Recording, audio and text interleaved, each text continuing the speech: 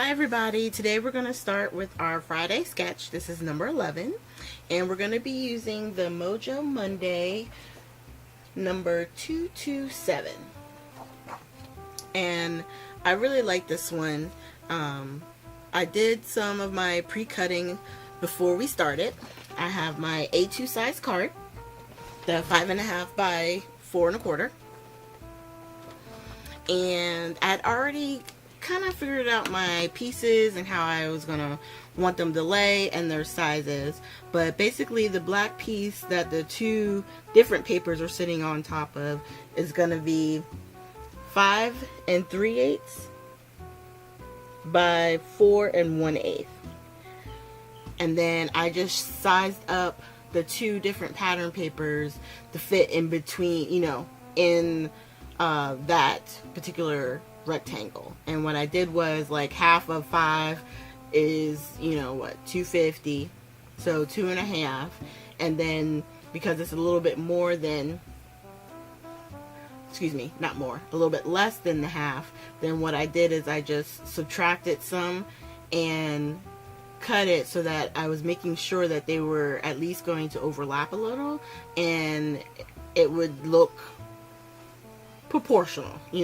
I didn't want one side to be way bigger than the other.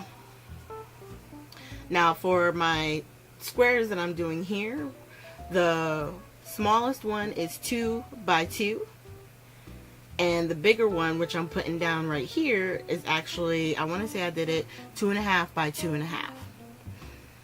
Okay, because you only see a little portion of it actually sticking out, and I didn't want to make them so big that you lost the pattern paper up on the top either, because I want some of that to peek out. Okay, and so once I laid them down, I'm going to use the ATG real quick and get that side laid down. I'm going to make sure that my oval piece is going to, lay on it good and cover up everything that I'm going to need it to. That's the lace.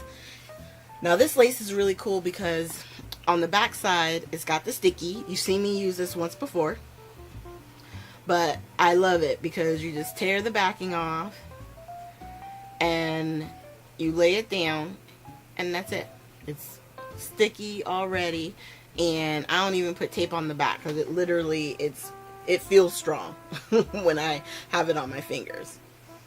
And then I'm just looking like, okay, so once I lay this on here, it'll, is this going to look the way I want? Well, what I decided when I laid that down like that, I realized that the button that I had selected just wasn't going to do. It wasn't the right feel. I like it because it's a clear button, but I just didn't like it on this one. So I wanted to find something that was maybe a little bit more vintage, but I pulled out one that was more gold, and then I saw this one and it has more of a silver tone to it, and I'm like, perfect. So now I'm like, great, before I put it onto my card, I can actually stamp a hole and put it on. But as I was laying it, I realized really to get that on, I need to go ahead and stamp my sentiment and go from there. And I'm going to be honest, when I decided to do this one, I really didn't know what sentiment I was going to do. So I wound up stopping, finding it, and then here we are with me stamping it. And I went with the typical happy birthday. You can never have too many birthday cards, okay? Because you never know, someone's birthday comes up and you forget, or you want to get something sent out. So since I used my VersaFine ink, I just used the clear embossing powder, so that way I can heat dry it and it'll give it just that little bit of shine, that little extra something, on the front of the card. So right now what I'm doing is trying to get the heat gun plugged in, because of course, I don't leave it plugged in all the time. A lot of times I'll use it and then I'll unplug it and put it away, or all that kind of stuff. So at the last minute I just thought to put that on there, so then I had to track it down. and it dries the ink quickly, and you don't have to worry about any smudging, which is always good.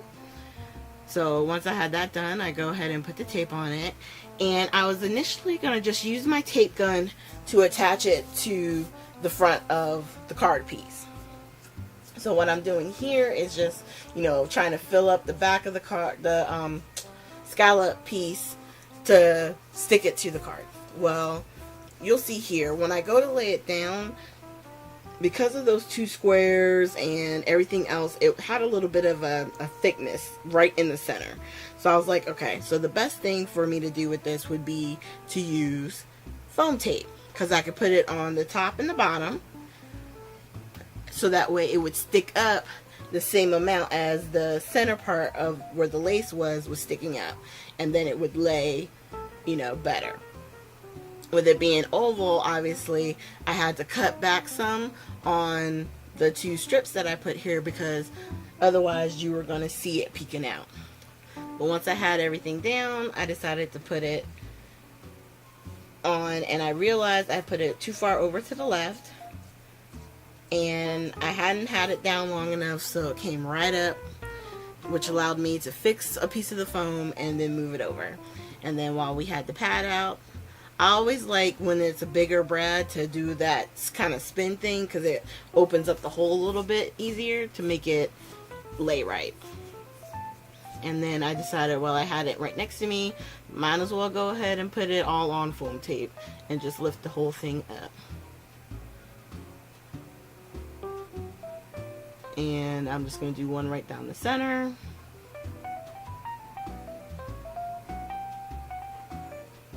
I was trying to tear it with my hand, but it wasn't working, so I just got the scissors.